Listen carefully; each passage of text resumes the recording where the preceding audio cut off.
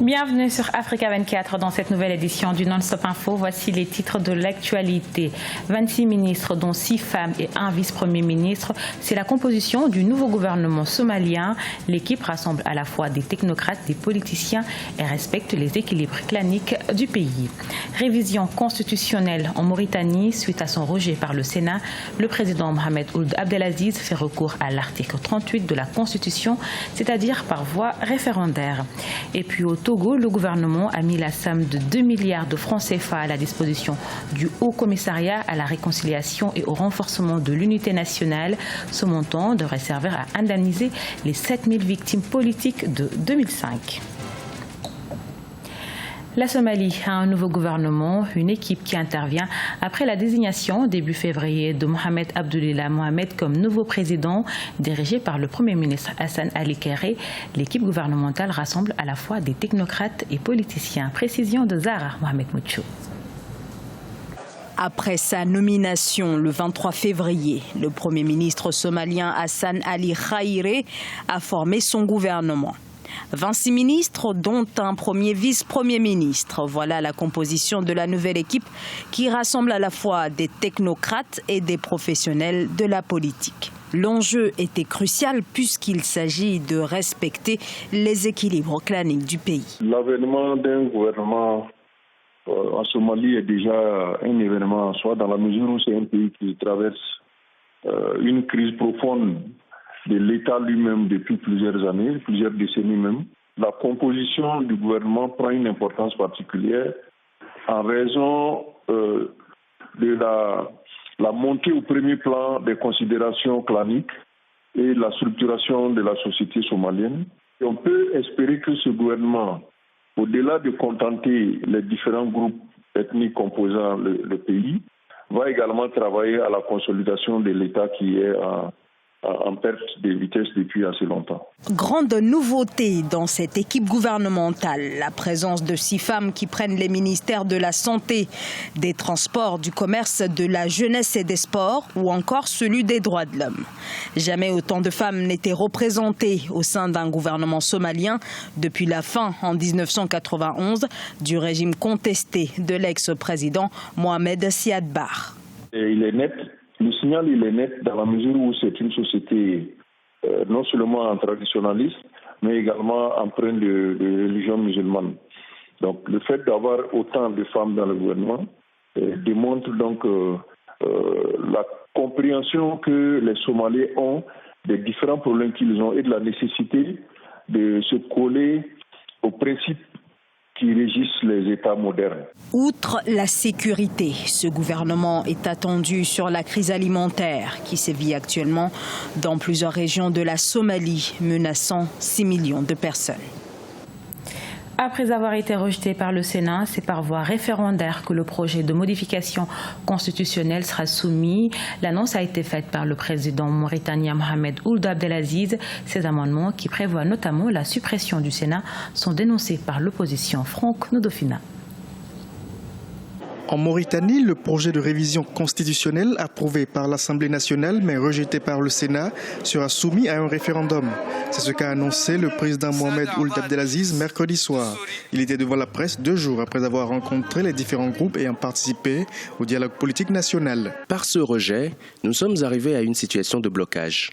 Or, nous avons une porte de sortie. Aller au référendum conformément à l'article 38 de la Constitution. Cet article offre incontestablement au président le droit de recourir au référendum. Pour l'heure, aucune date n'a été retenue pour l'organisation du référendum. Du côté de l'opposition n'ayant pas participé au dialogue, on rejette la volonté du pouvoir d'aller à ces consultations. Il a le droit de recourir à la voie référendaire, mais il avait déjà fait son choix. Il ne peut pas choisir les 2 voies à la fois. Il avait dit clairement dans un discours qu'il ne consultait pas le peuple pour la modification de la Constitution et qu'il va soumettre cette modification au Parlement. Et c'est ce qu'il a fait. Donc il ne peut pas plagier sur les deux procédures, ce n'est pas possible. Sa demande a été rejetée par le Sénat et en conséquence, ce qu'il cherche maintenant, c'est faire désavouer les sénateurs par le peuple. Ce n'est pas possible. On ne peut pas, il est complètement forclos. Il a déjà choisi une voie. Et la loi dit qu'il a droit seulement à une seule voie, soit la voie référendaire, soit en consultant les 2 chambres. Et il a choisi de consulter les 2 chambres. Quand il a consulté les deux chambres, la décision est claire, c'est un rejet. Le projet de modification constitutionnelle rejeté concernait, entre autres, la suppression du Sénat et de la Haute Cour de justice, la création de conseils régionaux et le changement du drapeau et de l'hymne national de la Mauritanie. 2 milliards de francs CFA, c'est le montant mis à la disposition du Haut Commissariat à la réconciliation et au renforcement de l'unité nationale par l'État togolais. Objectif, indemniser les victimes politiques de 2005 dans le pays. Cette phase se déroulera en 3 étapes et répond aux recommandations de la Commission Vérité, Justice et Réconciliation. Les détails dans ce reportage de notre correspondante MFA Kofi.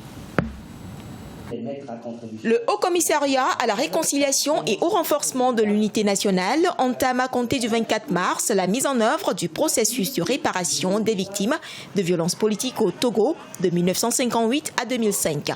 En possession des 2 milliards de francs CFA octroyés par le gouvernement togolais, le HCRUN pour cette première étape entend soulager les victimes de 2005.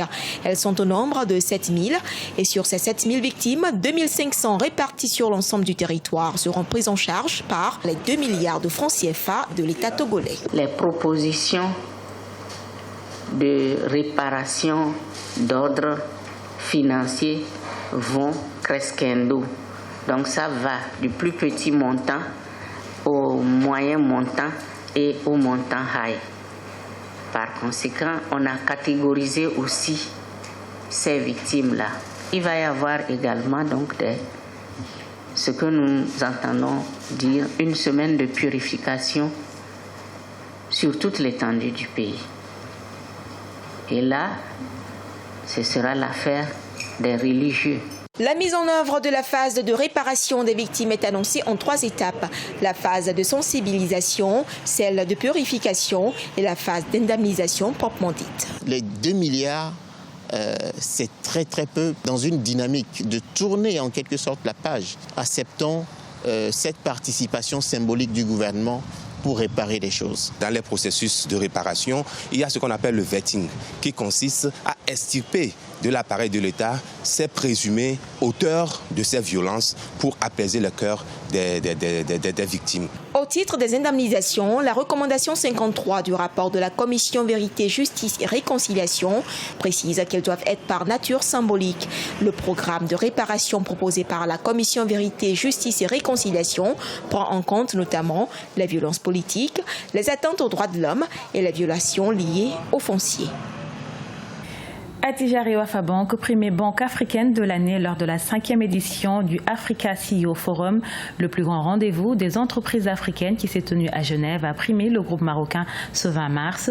Acteur important dans le secteur bancaire à l'échelle mondiale et africaine, Attijari Wafabank compte 7 millions de clients et plus de 16 000 employés présents dans 24 pays. C'est une innovation dans le domaine de l'agriculture à Site-la-Gaule, dans le nord-ouest de l'Afrique du Sud.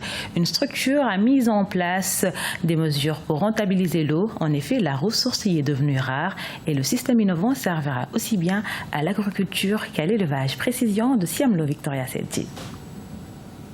Dans le nord-ouest de l'Afrique du Sud, Pierre Vercueil, agro-businessman et responsable de la structure Agri North-West, a mis en place une innovation permettant de pallier la pénurie d'eau. Pierre Vercueil exploite également pour ses activités pastorales des fermes de bovins près de Site-la-Gaule. Pour pouvoir nourrir ses bovins et irriguer ses cultures, il a construit cette grande cuvette qui s'apparente à une piscine. Celle-ci lui permet de recueillir une importante quantité d'eau pendant la pluie. La nécessité d'avoir de l'eau régulièrement s'impose comme une réalité, surtout pour l'agriculture et l'élevage de bovins. C'est la raison pour laquelle nous avons essayé une nouvelle technologie qui puisse servir un bon nombre de personnes. La compétitivité sur le marché mondial nous oblige à prendre des risques pour accroître nos rendements agricoles.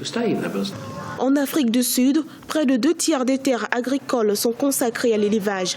De plus, l'aridité affecte la fertilité des sols avec seulement 13% de superficie exploitable.